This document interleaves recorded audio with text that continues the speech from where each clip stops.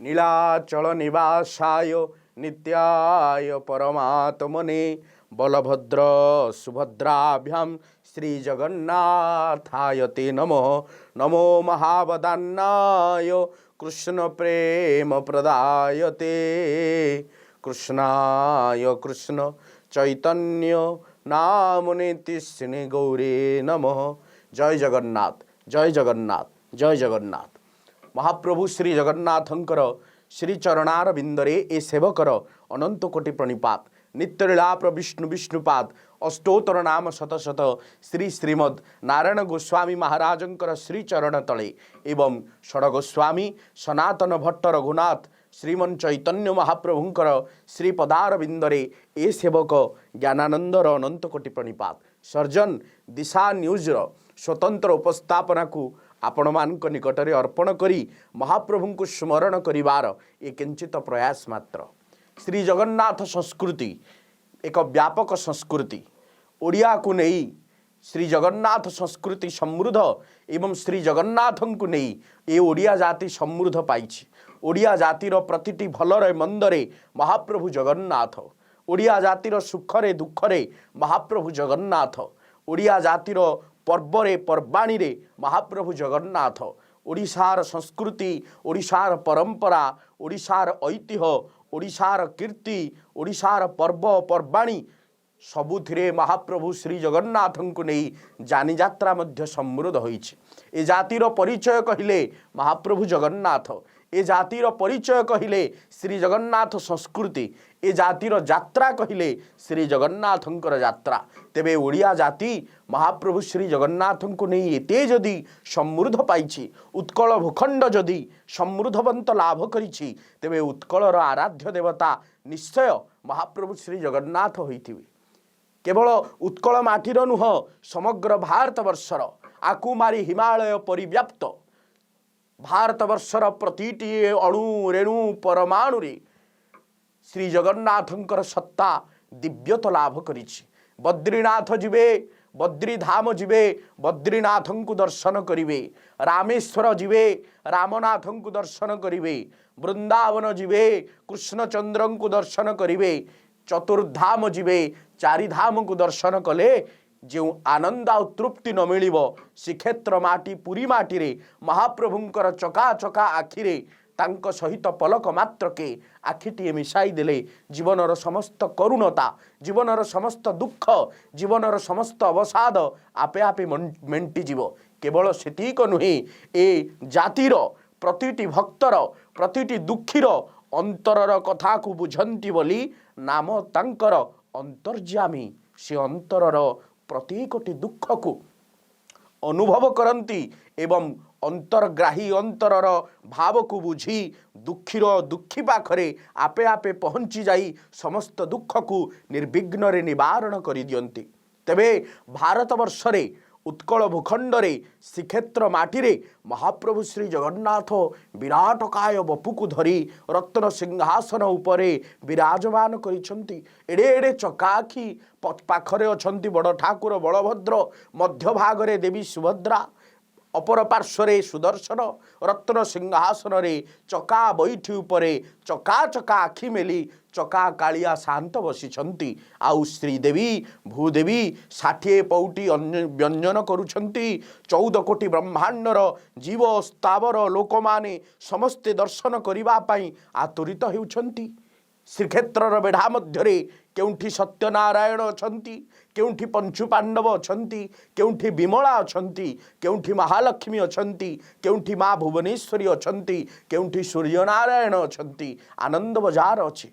एभली विस्मयतार विलोकन भितरे श्री जगन्नाथ ये जो रहस्यमय लीला करिछंती ताहा कोन वास्तविक ए जगतर मंगल पई उद्दिष्ट अटे।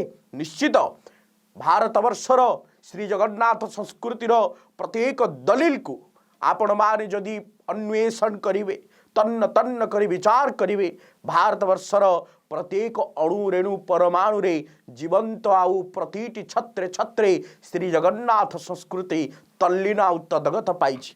ए माटीर महत्व कौन रहिछि ए जातिर ऐतिह्य कौन रहिछि ए जातिर परंपरा कौन रहिछि ए कथा को जदि किए आखि टेकी आखि तेरेछि करी चाहिब तेबे ओडिया जातिर इतिहास ता निकटरे मूर्धन्यता होई ठिया हेब। वर्षाणं भारत श्रेष्ठ कपिल मुनि बसिछंती चतुर्पार्श्वरे समस्त ऋषिवृंद बसिछंती। ऋषि माने पचारिले हे महात्मा कपिल आपण कहंतु भारत वर्ष काहींकि समग्र विश्व रे श्रेष्ठतम पालटिला। एई श्रेष्ठत्व को प्रतिपादन करने को जाई कपिल मुनि उत्तर रखुछंती ऋषि मानकर प्रश्न रे। गोटे पृष्ठा को लेउटेई देले कपिल मुनि। कपिल संहिता प्रथम पदपंक्तिटीए मानस पटरे रोमंथन करे। वर्षाणं भारत श्रेष्ठ देशानां उत्कल स्मृत उत्कलस्यो समो देश देश नास्ति महितले। भारतवर्ष वर्षाणंग भारत श्रेष्ठ समग्र विश्व ब्रह्मांड रे एई भली एक राष्ट्र नहीं एई भली एक देश नहीं जे समग्र विश्व को आदर्शर मूर्तिमंत होई ठिया होइछ। तेणु वर्षाणंग भारत श्रेष्ठ समग्र देश मध्यरे समग्र वर्ष मध्यरे भारत हेउची श्रेष्ठ भूखंड। पुणी कपिल मुनि निकटरे ऋषि माने प्रश्न कले जदि भारत श्रेष्ठ भारत काहींकि श्रेष्ठ। कपिल मुनि उत्तर देउछंती वर्षाणंग भारत श्रेष्ठ देशानाम उत्कल स्मृत उत्कलस्य समो देश देश नास्ति महितले देश नास्ति महितले। भारत वर्ष मध्यरे जो उत्कल माटी अछि सेई उत्कल माटी को नहीं से उत्कल भूखंड को नहीं से कलिंग साम्राज्य को नहीं से उड्र राष्ट्र को नहीं ए भारत भूमि श्रेष्ठत्व लाभ करिछि। बुझी हला प्रश्न आ उत्तर भितरे गुप्त रहस्यटी रहीगला। उत्कल माटी जदि श्रेष्ठ हुए श्री जगन्नाथ संस्कृति को नहीं परिपूर्ण लाभ करिछि। अरे उड़िया जातिर परंपरा जदि जगन्नाथ हुवंती उड़िया जातिर ऐतिह्य जदि जगन्नाथ हुवंती उड़िया जातिर भावर ठाकुर जदि महाप्रभु हुवंती तांक सहित उड़ियाटीए तल्लीन करी मिसेई देइछि। जदि बारीपटर फलटीए आणे महाप्रभु को प्रथम करी अर्पण करे ता जीवनर सर्वस्व को श्री जगन्नाथ निकटरे उजाड़ी देइछि। एई तो भावर ठाकुर जदि भारतवर्ष श्रेष्ठ हुए उत्कल माटी पाई उत्कल माटी जदि श्रेष्ठ हुए श्रीक्षेत्र माटी पाई पंच योजन परिव्याप्त श्रीक्षेत्र मंडल जोठिरे श्री जगन्नाथ अछंती। जदि पुरी श्रेष्ठ हुए श्रीक्षेत्र मंडल श्रेष्ठ हुए शंखनाभि क्षेत्र श्रेष्ठ हुए श्री जगन्नाथ को नहीं श्री जगन्नाथ महाप्रभु बसिछंती रत्न सिंहासन उपरे जो रहस्यमय लीला करुछंती ताहा वास्तविक अवर्णनीय।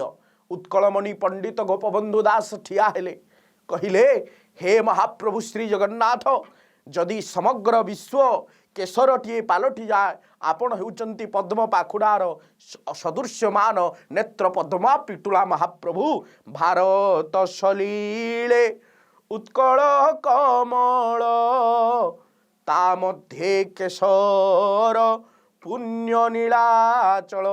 भारत सलीले उत्कल कमल ता मध्ये केशर पुण्य नीलाचल। नाही जाति धर्म नाही धर्म भेद साम्य मैत्री प्रीति गाए जार वेद।